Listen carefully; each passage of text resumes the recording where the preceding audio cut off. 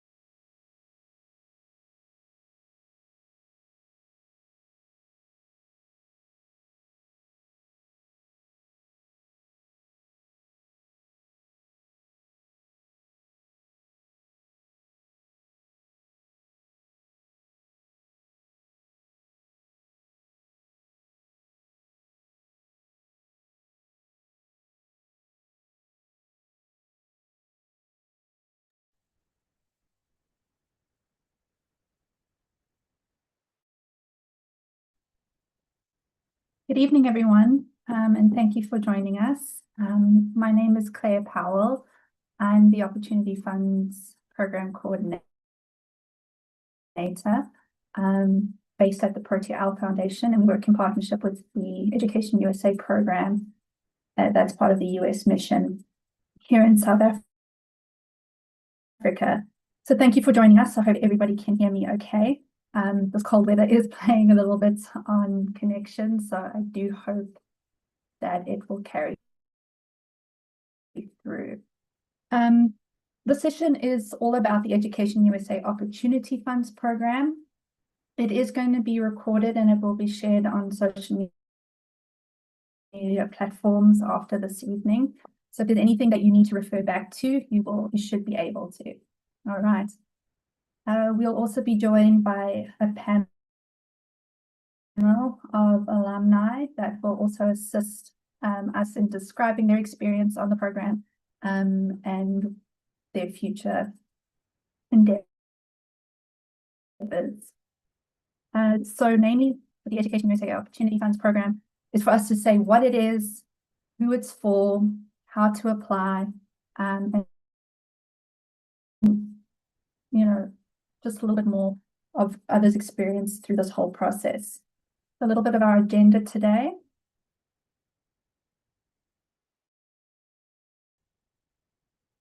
Just taking you through, we'll do a bit of an overview of what EducationUSA is about, what the Opportunity Fund Program entails, how we find and select candidates, what are the application requirements, the timeline that is involved with the program, tips for a strong application, and then a Q&A with our alumni panel, and we would wrap up with a conclusion after that.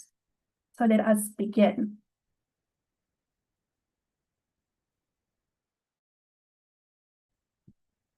So a little bit about EducationUSA. So EducationUSA is part of the US State Department. Our job is to provide accurate, unbiased, and free information about US higher education. We support international students through professional advising and access to resources on higher education in the United States. And that includes grants like the EducationUSA Opportunity Funds Program. The Opportunity Funds Program is not available in all countries. However, for us, what we're speaking about tonight, it is available in South Africa for South African citizens and permanent residents.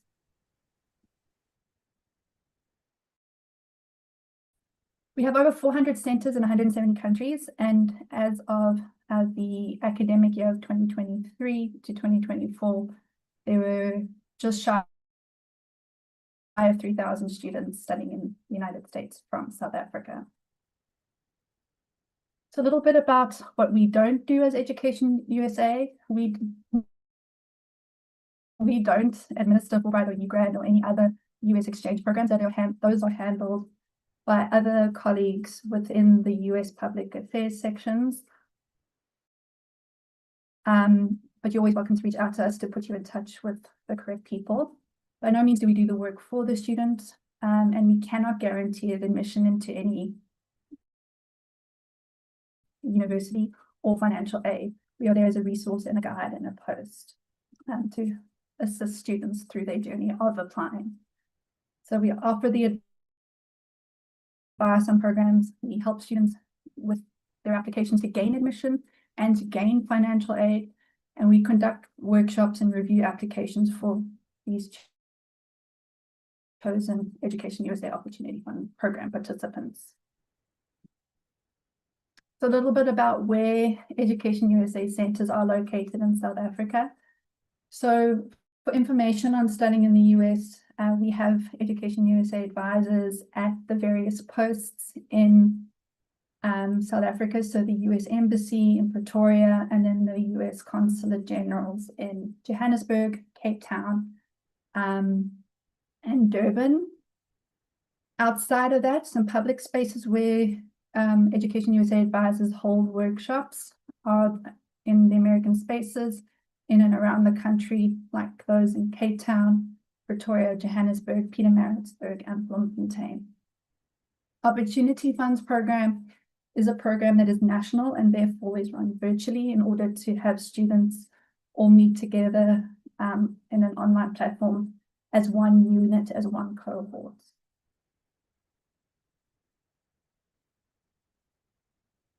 A little bit more about the services that EducationUSA offers. So most EducationUSA advisors they do host introductory group sessions about what to expect from US higher education, what goes into a US college application, what one needs to look at how to prepare for their applications and financial aid applications too. Sometimes outside of these introductory ones, we dive deeper into various aspects of the application, so including, preparing for standardized tests that may need to be taken, essay workshops, visa workshops, and pre-departure orientations. We also have EducationUSA advisors that travel and do outreach. So this would mean that they might go out to various libraries, to schools, attend college fairs or career fairs, where they can give more information about studying in the United States. And then also some individual advising after attending a group session. Okay. And then of course, opportunity funds, which we're going to dive in deeper on now. Okay. So a little bit of what Opportunity Funds Program is, OFP, as we basically call it here, putting another acronym together. OFP is funded by the US Department of State. It supports academically strong, outstanding students, should we say, with financial need to cover the upfront costs of applying and getting to the US universities. It's important to note that this program itself doesn't pay for tuition or living costs for the students, because the premise of them getting chosen for the program is based on who they are and the applications that they put in. They are capable of getting financial aid directly from the universities themselves. But it's likely that, as I said, because the students should qualify for these sorts of funds, once they are admitted, and sometimes these incidental costs of applying or getting over to the United States is not covered within that financial aid that is offered. So that's where we step in.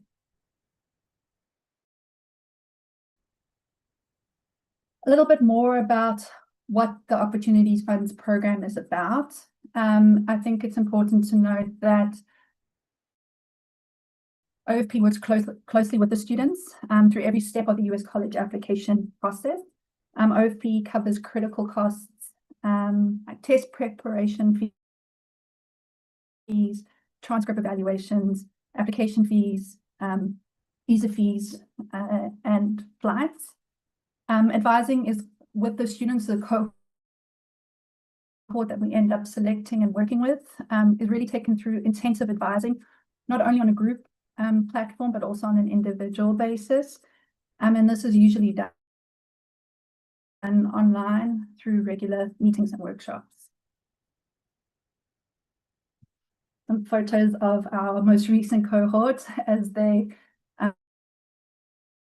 prepare to study, actually go take their SAT exam, and then a little meetup of what our recent cohort in Cape Town. This was a really close cohort. They really supported one another through the whole process and are outstanding, and we'll hear from some of them a bit later.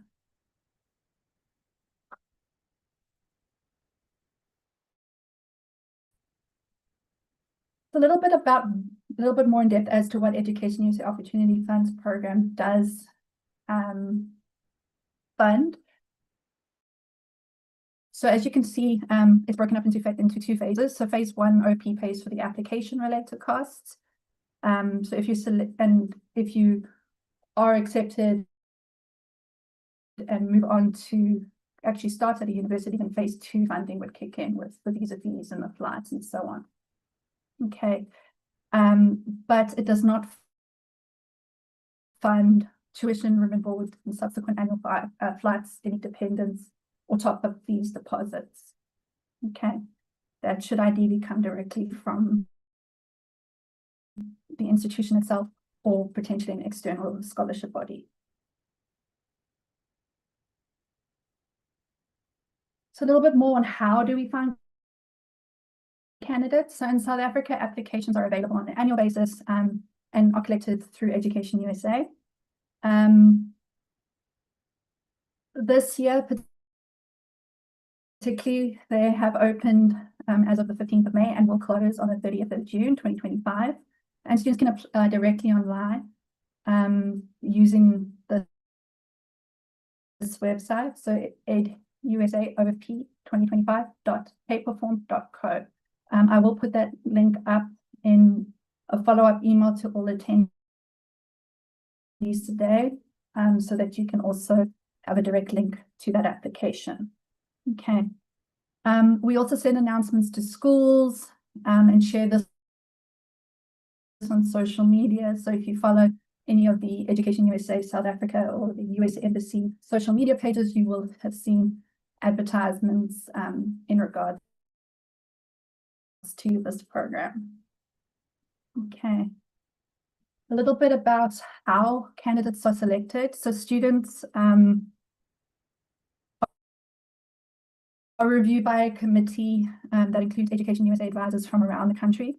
Alumni are used, and other US Embassy staff and American officers are used in the reading and selection of candidates. We look for strong academics, leadership, extracurricular activities, service, and basically a demonstrated financial need as well. It's competitive, but it's absolutely achievable. So a little bit about what we require from an application. You'll need to complete an online form, as we discussed before, and submit your academic record, letters of recommendation, 2 essays, and basically what we're looking for is current grade 12, so who would be matriculating in 2025, students that would be finishing their final year of high school, or potentially looking to take a gap year and matriculated in 2024. Okay. We are looking for 80% aggregates, so basically aggregates or averages, should I say, and this generally, we don't always look at life orientation as part of that. So it's important to be academically robust. And it's also important to note that we will reach out to teachers or whoever you put down as your contact for a recommendation letter to get an understanding of your character and a holistic point of view. Okay. A little bit more about the timeline that one can expect from this process is basically, as we know, we're in the call for application period right now, so applications are open and they will close on the 30th of June 2025, as we have said before. Shortlisting will be done in July, and then after that point of being picked as a finalist through phase 1, SAT and TOEFL or any other standardized tests will be conducted, working with students through group sessions and individual sessions to work on college list selection, essay writing, recommendation selection, you name it, that is put on there. And then basically between November and January, applications would be submitted and admission decisions would come out between March and April of 2026. And then visa preparations and departure will happen after that point. Okay, to begin studies in August or September of 2026. Some tips for a strong application. It is important to be honest. So, looking at, giving us indication about your circumstances and making sure that you answer your application questions fully. Having strong academic consistency and rigor. Have you taken more than 7 subjects? Not that that's something that we want, but have you shown initiative and proactiveness within your academic setting? Did you take outside courses? Did you teach yourself to code? This hunger for learning, is that evidence in what you do? Share your story authentically in your essays. So give the committee your unique stories. And show, don't just tell us. So demonstrate how you are a leader, or a strong individual through this whole application process. It's important that one can show us anecdotal or story, give us a story of how you have demonstrated that leadership or proactiveness, within your essays. Highlight leadership, resilience, initiative. So did you look out for outside opportunities because your school didn't have that on offer? Did you have to take on extra family responsibility because there wasn't that available at home and your parents or your guardians needed you to do that? It's important for us to see the whole person, the holistic side of everybody before we choose our cohorts. Make sure the documents that are uploaded are clear and complete. So make sure that what we ask for is uploaded. And because basically incomplete applications will not be looked at. And the great thing about the application is if you do not, if you cannot finish it in one setting, like you need to get your documentation together, one can leave the application, collect what you need to upload or to scan, and then you can do that at a later state. If you come back to the same application on the same device, on the website, it should pick up from where you left off before.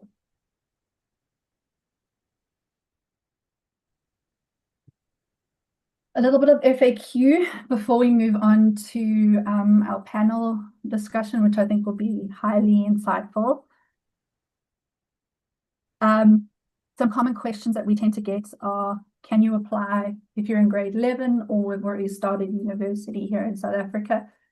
And the simple answer to that is no. So it is open to current grade 12s or A-level students. So those who are matriculating or finishing school in 2025, or a 2024 matriculant who's taking a gap year, who hasn't started university yet. Or if not doing the South African curriculum, maybe you're doing Cambridge, then finished high school in 2024. Do you need to know what you want to study? The answer is no. You can apply as an undecided student. The great thing about the US education system is that one does not have to know what they want to study, because the US liberal arts and science way of tertiary education allows you to explore multiple fields of study before ultimately deciding what you want to do. So you don't specialize straight away. Or the program pay for all 4 years of college. So as we said before, this is not a scholarship program. It's strictly for the upfront costs of applying. So it gives you the opportunity to apply and to get to the university when there is an experience potentially that you haven't been able to get to the US. Get to the you're able to get the funding you need, but you're unable to get to the US because you can't afford these incidental costs that universities don't cover. What if I don't have perfect grades? So while marks aren't everything in a US university application, they really do look at the holistic person, what they're involved in, what's that X factor about them. They will be necessary in order to have a competitive application, in order to receive the levels of a student who is part of this program ultimately would be looking for. So therefore, an A aggregate would be required, so distinction average. And do I have to be a South African? So we do, each year we do have a number of people applying from outside South Africa. This program is through EducationUSA here in South Africa. So this application call that we are putting forward is run in South Africa, and therefore it has to be South African citizens or permanent residents. If you are a citizen of another country, you can always ask us or look at the US Embassy web pages for those countries and just double check as to whether or not that country does have similar or foreign citizens through the Opportunity Fund Program from that country. Okay. So a little bit of an overview before we head onto the panel of where some of our alumni have attended in previous years. EducationUSA Opportunity Funds Program has been running in South Africa since 2010. So we're very proud of the fact that we are going into our 15th year with this program. And it has had some very successful students attend the likes of these universities. The ones involved, we've had multiple students attend or get into those ones. Okay. So as part of our panel, we are being joined this evening by the following students. So I'd like to welcome Ichila, who's been accepted to Stanford University to study mechanical engineering, and Shai, who will be heading to Brown this August to study chemical engineering. And we are also joined by a third-year student, also known as a junior in US terms, Miss Cindy, who's currently a junior at Whitworth University in Washington State, majoring in mathematics and computer science. So I am going to open the discussion a little bit with them before we move on to other questions that we can answer for you.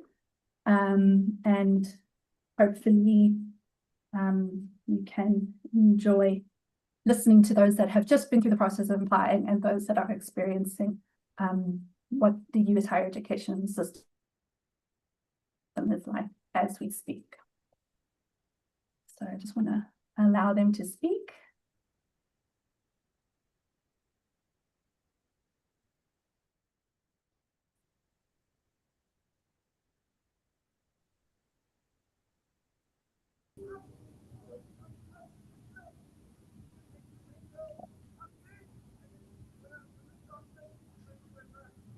Hi, Ms. Cindy and Sheila, thank you for joining us this evening. If you would like to put your cameras on, you are welcome to.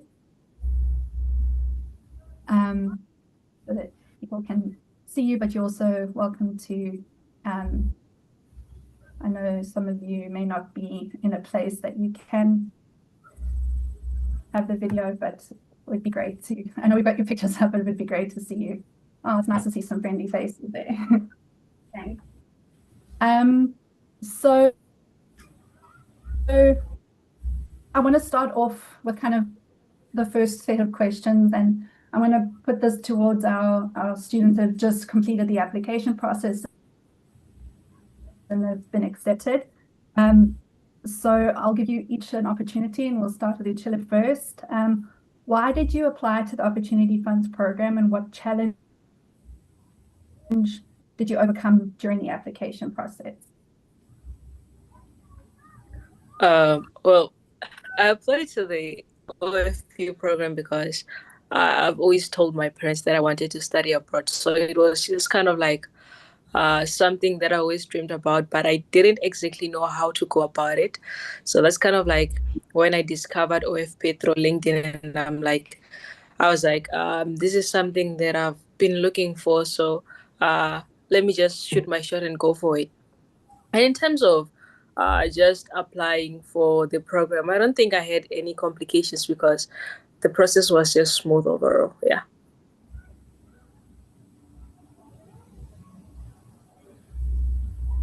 Perfect, thanks for that. Shai, do you want to go ahead and give your experience in terms of why you applied for the Opportunity Fund Program and what challenge did you find? Sure. Hi, everyone. So the reason why I applied to the Opportunity Funds Program is I always knew I wanted to study abroad because I think compared to South Africa, abroad, there are many more opportunities to be found there, many more resources. So the one issue that I faced was I didn't have enough financial capability to go through the whole application process. So Opportunity Funds was like the perfect opportunity to help me with those application processes, like fees for standardized testing, application fees, all of that. So yeah, that's why I applied to the Opportunity Funds Program. One challenge that I faced during my time in the Opportunity Funds Program, I would have to say, is like balancing the application process with my matric work, because I applied during matric. And sort of like towards the end of the year, there's that time when the American applications coincide with your final examinations. So balancing studying for the final examinations and writing essays was a bit challenging, but it can be done. I did it. It can be done. Yeah, I'll say yeah. Perfect. Thank you. And Shai, was staying with you, what was the most meaningful part of being part of OFP to you?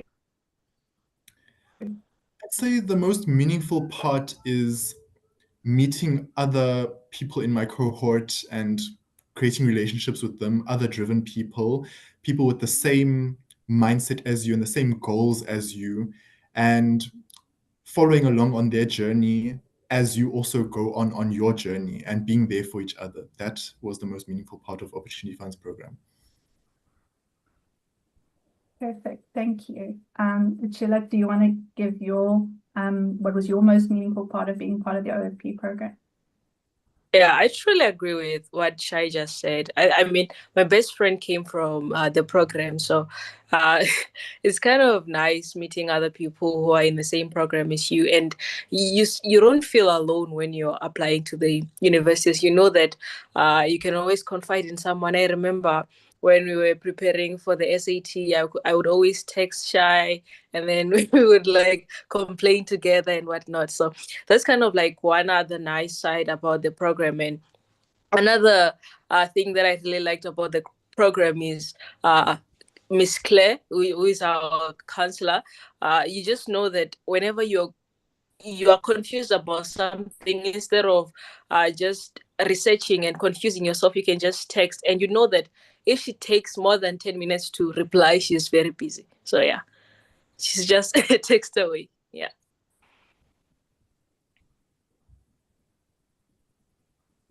Sure, I always said I was a text away, right? So moving away from kind of the current experience now working to being an OFP student in the United States, Cindy, tell us about your transition to college in the US. What surprised you? What helped you settle in? Yes. So my transition into the US, wow. At first I was hit with like a massive cultural shock. It was it was one big massive cultural shock when arriving to the US. Everything was different. The food, the people, manners of greeting, accents. It was a whole lot of getting used to. And you would think that coming from South Africa, from a diverse country like South Africa, you're ready to kind of take the helm into these many cultures and traditions, but it definitely keeps you on your toes.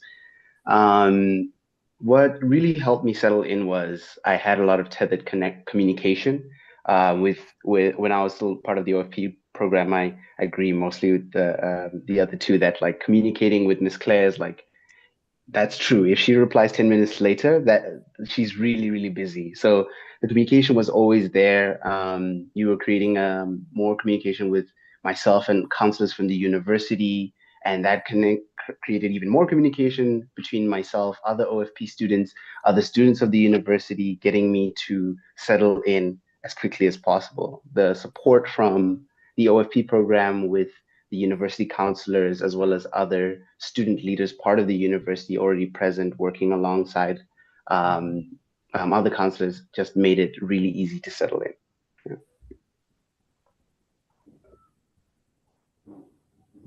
Great, thanks for sharing that. And just to kind of give a bit of a comparison, how have you balanced academic, social life, and staying connected to home in South Africa? Yes. Academic life, social life, stay connected to home. I feel like because I'm a third year now, so I've had a little bit of college time to myself. I feel like college students have this misconception that they do not have enough time when they're in college.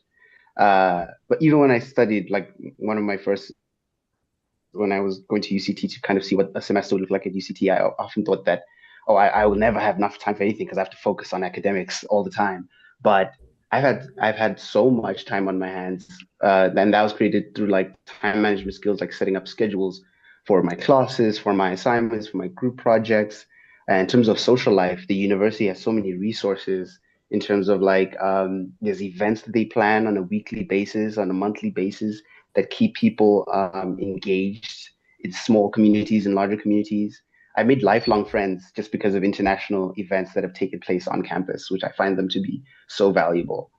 And then when it comes to staying connected to home, well, the tricky part is the fact that the time zones are different. I know that before daylight savings, it's like 9 hours, and then after day, no, or before daylight savings is 10 hours, then after it's 9 hours. So it's like it could be 2 p.m. in South Africa, or rather your time while you're in the United States, and it's like midnight in South Africa. So it's like the calls are a little bit spaced out, but it's daily calls, daily video chats, that sort of thing. So I stay connected. Cool. A little bit of a fun question for you. What's your favorite American snack? My my favorite American snack, well, Funyuns. I didn't know how good Funyuns were. I always thought that they would like. I always saw them on TV, and I was like, "What are Funyuns?" And then I had them, and I was like, this is gonna be my new That's so favorite funny. My snack." son's actually been asking me about it. That's so funny. They're great, so Funyuns. delicious. Cool. Yeah. And then moving to kind of question that I think I'm going to ask each of you. And I'll start with Uchila first. How has OFP or changed how you see yourself, your future, and your community? Oh, I think we might have lost her there. Okay, I'm gonna give us some time to come back. Shai, putting that question to you. How has OFP experience changed how you see yourself, your future, and your community? I'd say it's changed how I see myself in that I've realized I can do many things that I wasn't aware I can do. Also, during the application process, when you're busy writing essays, you have to know yourself so holistically, and you have to dive deep and actually ask yourself, who are you? And find out different aspects of your personality that you can put down into these essays. So that whole process helped me discover my personality, who I am, and different parts of me that I hold special. Yeah. As for how it's shaped my future, I now know that my future is secure, because since I went through this program, I got into a US university where there are many opportunities, many resources that I can make use of. I know that I'll be able to take advantage of those opportunities and go further in life. So there's a bright future waiting ahead. Awesome, thank you. Okay, Ms. Cindy, for yourself, maybe how has OFP and then subsequently your US experience so far changed how you see yourself, your future, and your community? Yeah. So the OFP, yeah, I remember the OFP program. I had to talk a lot about myself, and I wasn't quite used to that. One thing that I found particularly great was I was born in Secunda, and I've lived in Secunda, small town in Mpumalanga in South Africa. That I was born and raised there, and kind of it had a lot of sheltered perspectives, not necessarily bad ones, but in the sense that the companies in and around the town was like creating this feedback mechanism where it was like you would work up until you got to college and then go back to work for that company. With OFP, it kind of made like my passion for wanting to study computer science abroad not like an unattainable dream, but a goal. It changed the dream into a goal. So it was like it allowed me to actually create a bridge that says I want to be a computer science and I want to work with large companies like Amazon and Google. At first, I was like, I don't know how I'm going to get there from Secunda in South Africa. But now I'm studying at a university that's only 5 hour drive away from the actual company. I'm working with professors who have built Microsoft applications, who have worked on it firsthand. And these are the people who are actually teaching me to use the tools and to code for them as well. I feel like that's like an invaluable experience to have. And OFP created that, just sort of shifting from these perspectives that I've gotten here to more worldly perspectives that I got during the college experience. Yeah. Thanks for that answer. That's great. Uchila, I see you back with us. So I'm going to pose the question back to you. How has OFP changed how you see yourself, your future, and your community? Well, in terms of changing myself is just when I started with this program, I wasn't that confident that I would get into any university that was great. I still remember I was having a conversation with Miss Claire after flopping my SAT, and then and then I had lost all hope. But she kind of like told me to uh, even though it sounds generic, to just believe in myself. And I feel like that's one thing that the program has taught me. Just shoot your shot. If they say no, they say no. But if they say yes, then it's a win-win situation. And in terms of just community, it in terms of speaking about the program, it helped me to kind of like learn how to maintain relationships with other OFP members, and yeah, that's kind of like that's what I can say. Yeah. Great, thank you. What is something that you learned through this that you wish every other South African could know? Chula, we'll start with you since you've been speaking.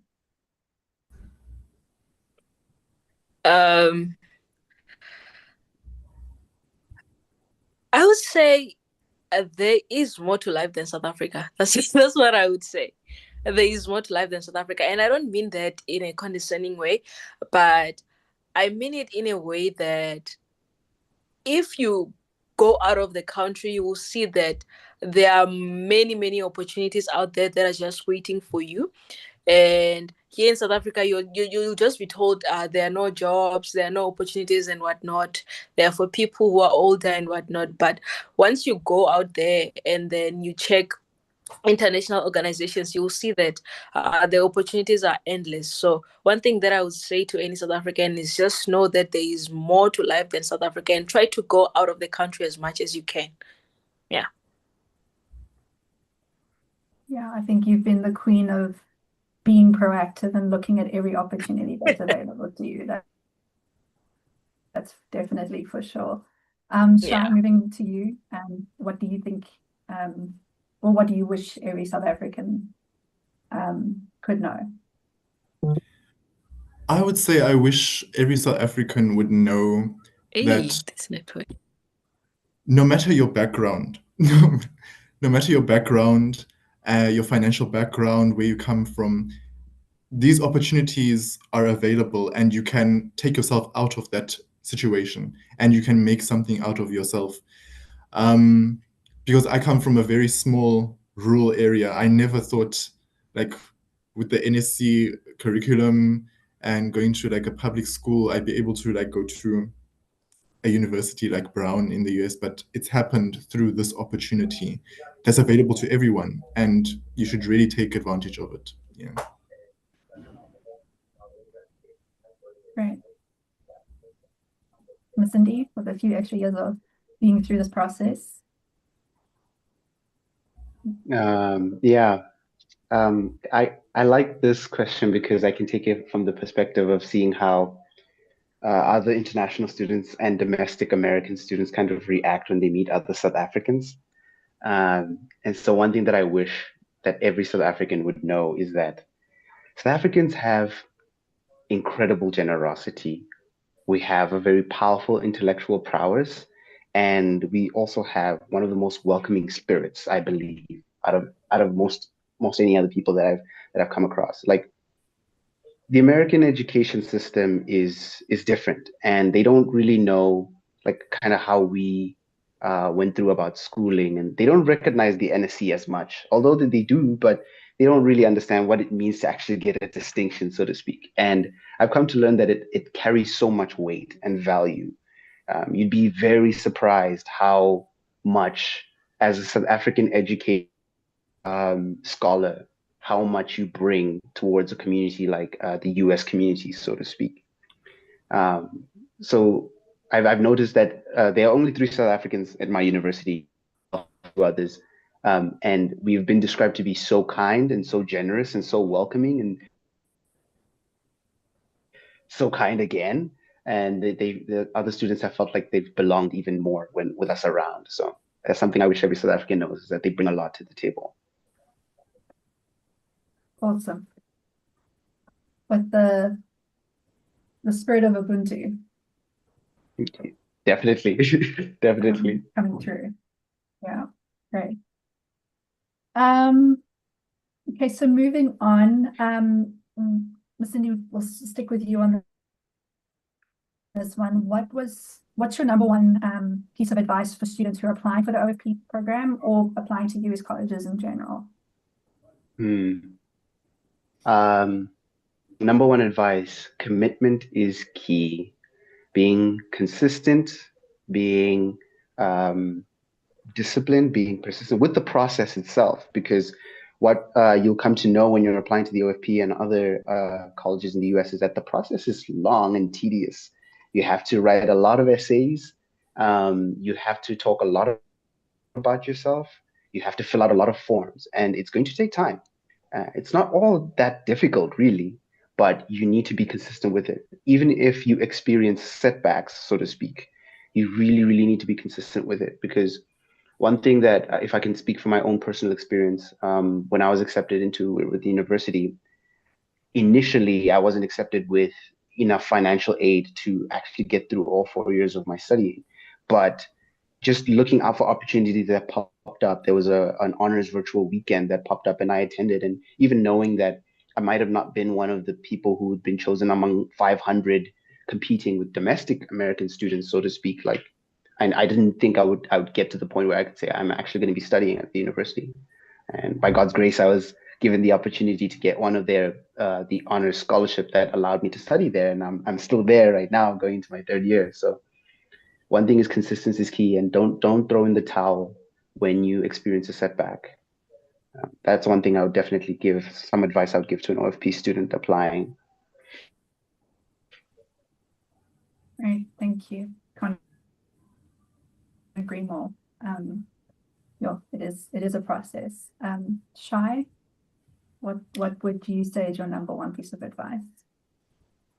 I would say, okay, since this application process, the whole point of this application process is for the US universities to get to know you. So I would say whatever opportunity you get in the application process to show off your personality, your quirks, who you are, parts of your personality, you need to take advantage of that. For example, in the Brown application process, there was a optional video that you could send through, and I made that video and I sent it through because I knew it was one of the ways to build some type of a personal connection with the people there who are going to see your application, and they'll remember you through that. So you need to take advantage of every single way that you can show them who you are, and that'll put you at a greater chance of getting into a university there. Thanks for that. Awesome. Achille, yourself, what is your number one piece of advice? Mine is going to sound very generic, but I feel like it would be authentic. when you're writing about yourself, express as much as you can, as yourself as much as you can. So one thing that I did is that I told myself, okay, I know I have the brains to write something that is intelligent, but the moment that I'm writing my essays, I'm gonna take out my intelligence and use my heart to write the essays. And I feel like that was kind of like evident in my essays because each and every time Miss Claire reviewed my essays, she would always say that I hear your voice in your essays. So just try to throw away your intelligence and write with your heart as much as you can. Yeah. Yeah. Goes back to what I said, show, don't just tell. For sure. Thanks, guys. I really appreciate those kind of Q&As back with me and myself. We do have a question that we can answer from the group that has put through on the Q&A. This comes from a student who wants to know, how did you navigate applying to both South African and US universities, considering that there's obviously a different timeline and the decisions are released differently? I think Shai and Cindy, you've had similar experiences, and then actually I know you've done it in another way because you found out early. So yeah, Jalal, I'll start with you. How did you navigate the process?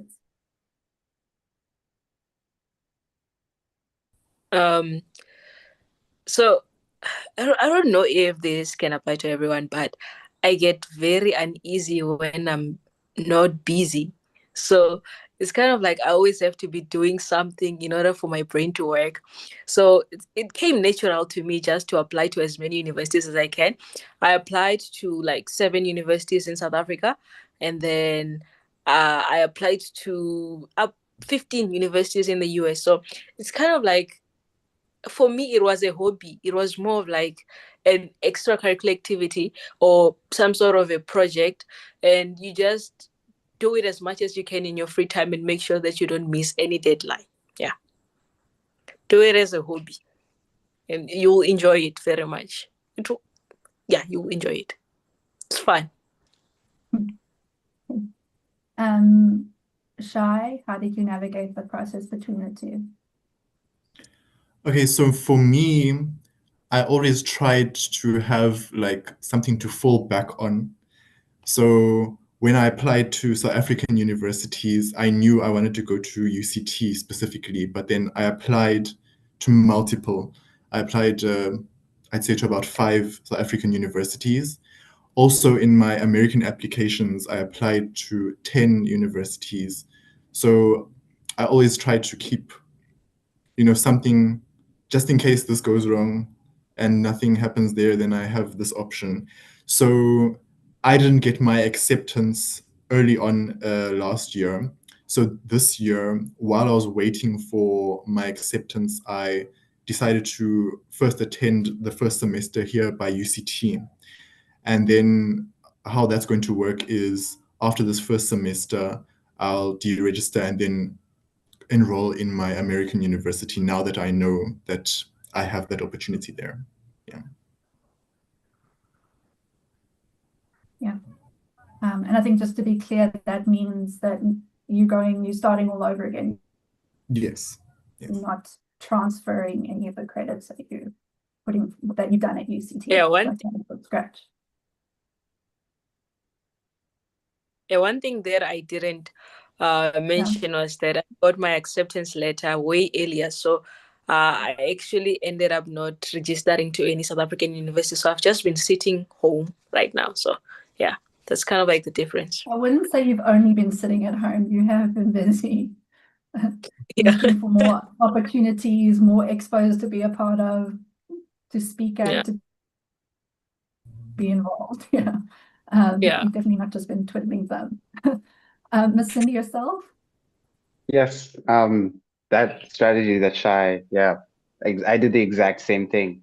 So I wanted to have something to fall back on. So I applied to UCT, applied to a couple of universities out in South Africa, and I basically did the same thing. I went to UCT for a semester, and while I was there, I was just like waiting for other acceptances because I didn't get the one early.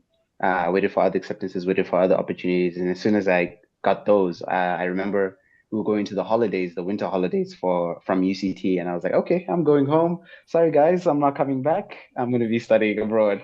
And so I deregistered from UCT and then went along with like going to get my stuff ready to go abroad. I won't lie, it was a little bit of a race, a time race near the end there when I had to kind of rush through a couple of things because I had gone to UCT first, but it was great. I got a chance to see Miss Claire actually while I was in Cape Town. That was a wonderful experience. So that was unfortunately the first and last time that I actually saw her in person. So yeah. I've yet to meet Shai and Shiva in person. I hope I one day can. I think it would be amazing. But yeah, it was a really awesome time to see, in person, just in 3D versus 2D. It's very cool. Outside of that, we have a couple other questions. Cindy, I don't know if you want to explain what Funyuns are. Funyuns. Oh, but so you guys know what are those ships called? They're called cheese. Like Simba has those like really round C-shaped chips, and they also have the cheese. I forgot what they're called, but they're like yeah, they're round like this. So Funyun, if they made it into like a tiny little circle that looks kind of like an onion ring, but is made out of corn. Like so, it's a corn chip that looks like an onion ring and is kind of crunchy, and it tastes like a dried version of like the Simba sea chips. So, I feel like that's the worst explanation of what Funyuns are, but that's the best way I can describe them. Yeah, I think that's probably the best way of saying or putting that forward. Yeah. And then Cindy, just kind of sticking with you. So another question that came through that was directed at you was the maths from South Africa well prepared for your science degree in the United States? Yes. Well, that's a difficult one to answer because I was very interested in maths while I was here in South Africa. So I did anything maths related. I participated in Olympiads. I did I didn't do technical maths or anything like that, but I did a subject called Alpha Maths that was offered in my high school, which was advanced maths. It had a little bit of calculus, a little bit of like college level mathematics. And I can surely say that when I was going into the sort of the math department at the US, I was overqualified. So it does prepare you well. And even if you believe that it might not prepare you so well, the university has these placement exams and these placement tests that determine whether you should probably take a pre-calc class before starting with calculus or a higher level form of mathematics, or jumping straight into the thick of the maths, like straight into it. And I know that the pre-calc placement exam is something like grade 11, 12 maths. So it was definitely well prepared. Yeah. NSC maths definitely prepares you well for the mathematics abroad.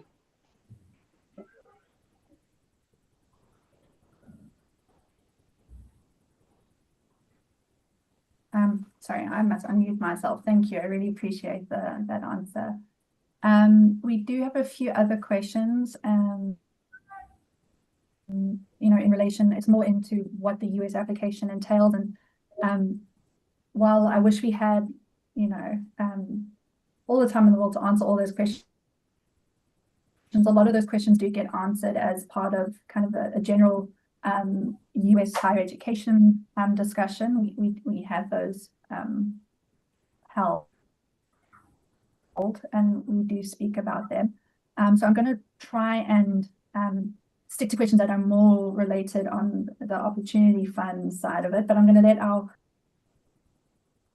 panelists, you can listen, jump in when you think you want to, but I'm just going to answer some of the questions that may be related more to the application rather than US higher education.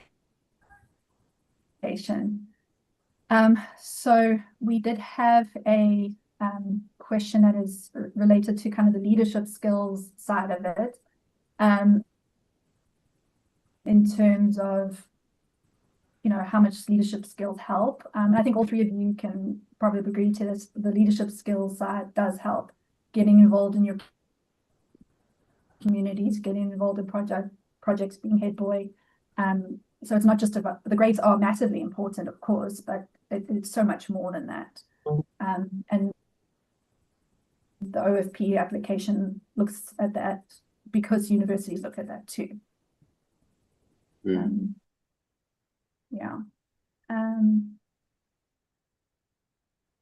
So a little bit on the financial aid side, of course, because this program is looking at students that need financial aid.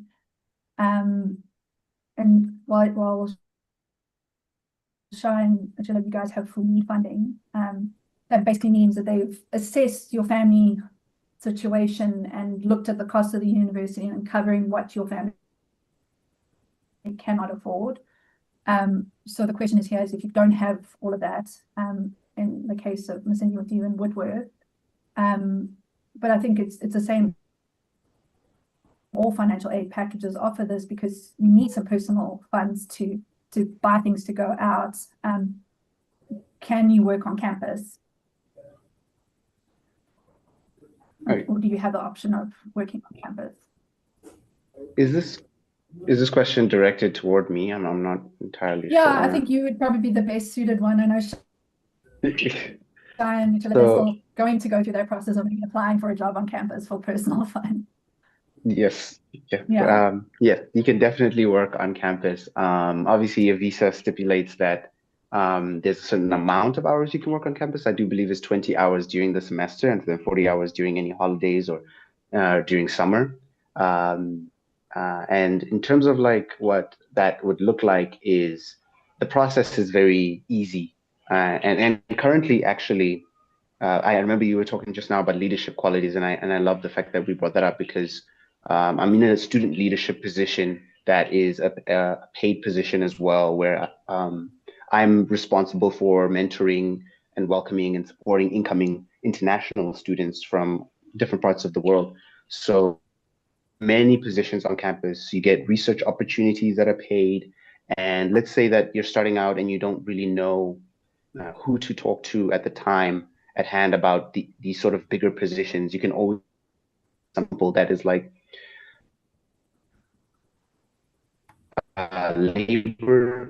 labor stuff on campus, but not two floors or toilets to an extreme degree, but like maybe serving in the cafeteria, that sort of thing. Just the one thing about working on campus as an international student is that you can only work on campus and not outside of campus. And it's very important to stick within the rules of what that may entail, like not working over your hours and making sure that all your documents are submitted for your on-campus employment.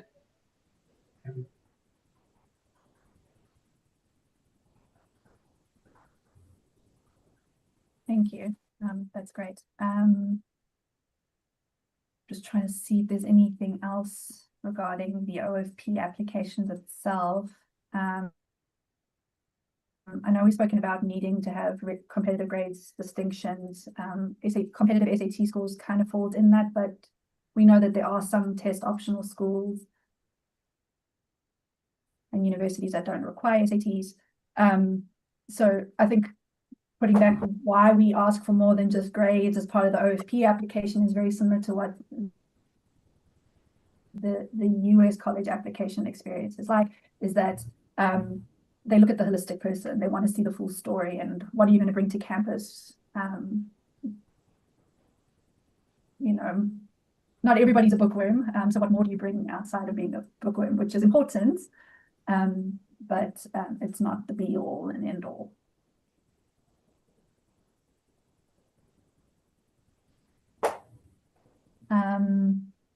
And yes, again, applying and putting together US university applications, we speak about private and public universities.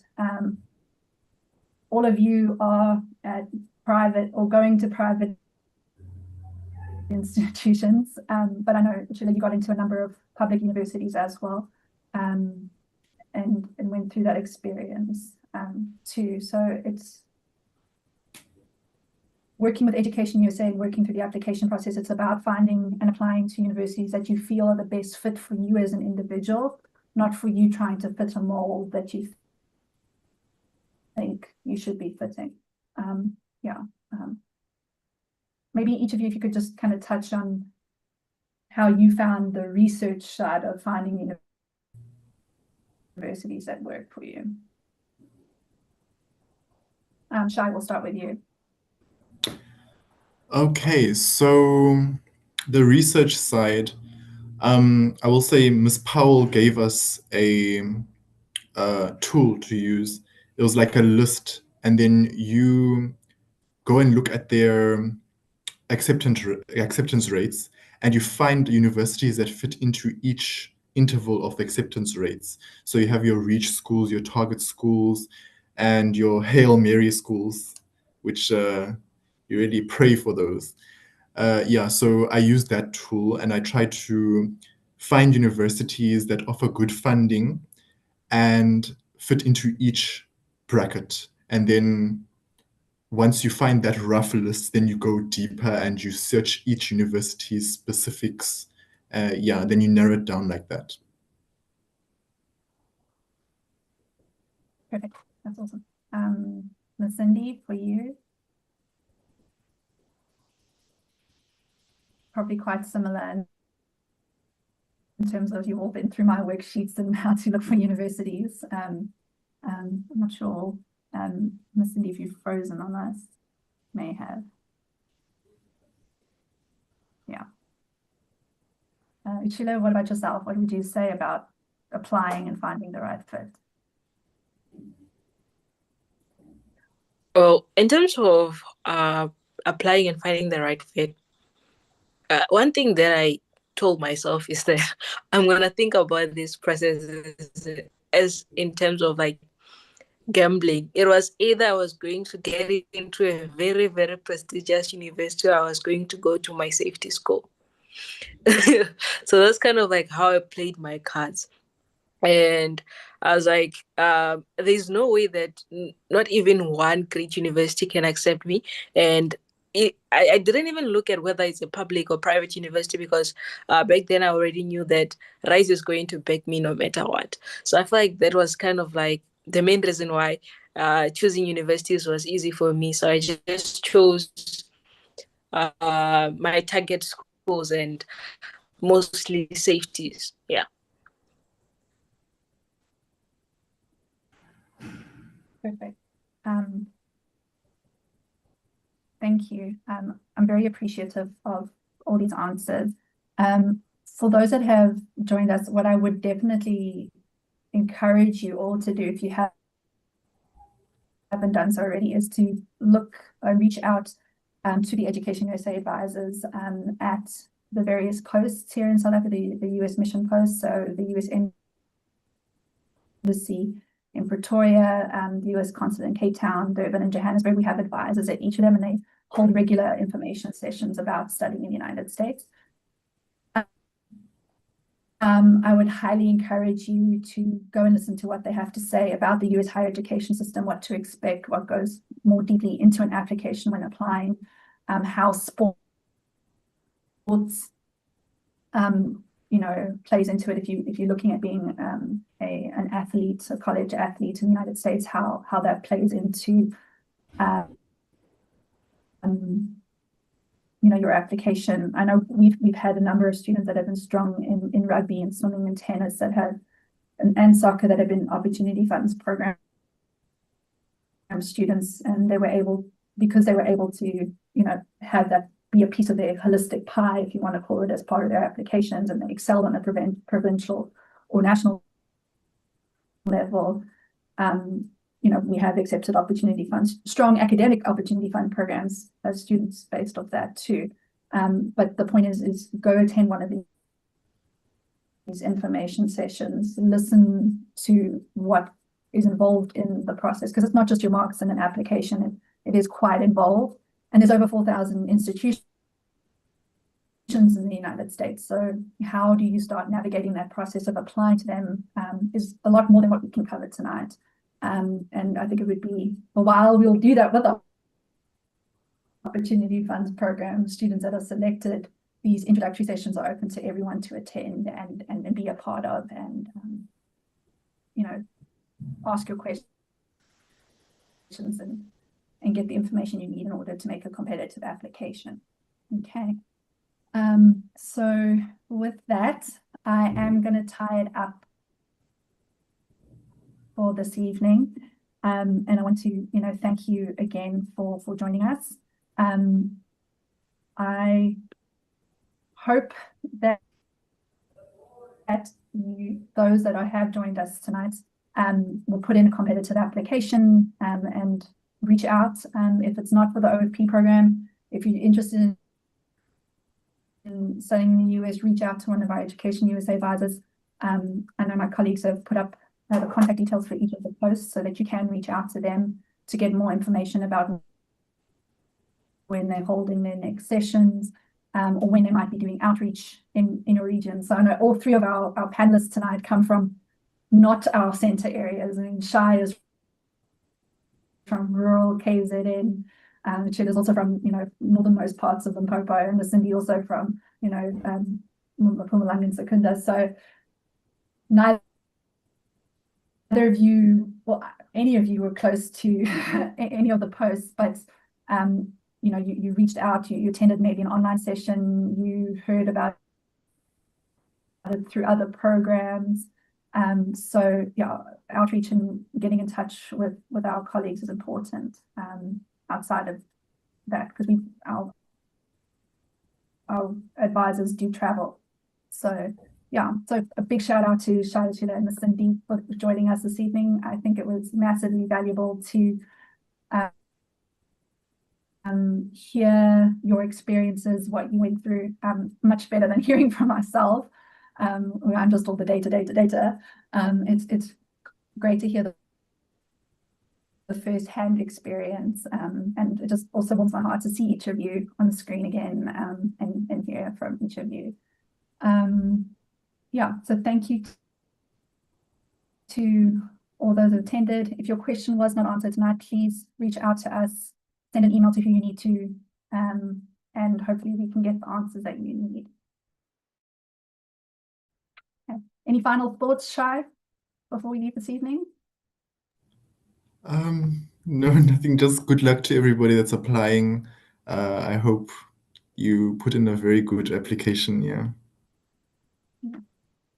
Sheila, yourself, any advice? Nothing much. Just put in a good application, and if you get selected, enjoy. Miss Cindy, yourself? And don't miss any deadline. Yeah, don't miss any deadline. Yeah. Miss Cindy? Well, yeah, good luck to everybody. And yeah, I hope the experience is a wonderful experience. And to the other two that are now getting to the point where they're about to get to start their first year, good luck. It's going to be an incredible experience, a lot of cultural shocks. And when they ask you, which country are you from in South Africa, just remember to tell them South Africa is a country. So yeah, that's all I've got. Great, awesome. And thank you to my colleagues that joined us from the various posts in and around South Africa, namely Sapati. Thank you for answering all the questions on the chat and putting the contact info there, and to our American officer, Jake, for being there to make sure that everything was on point and on board, and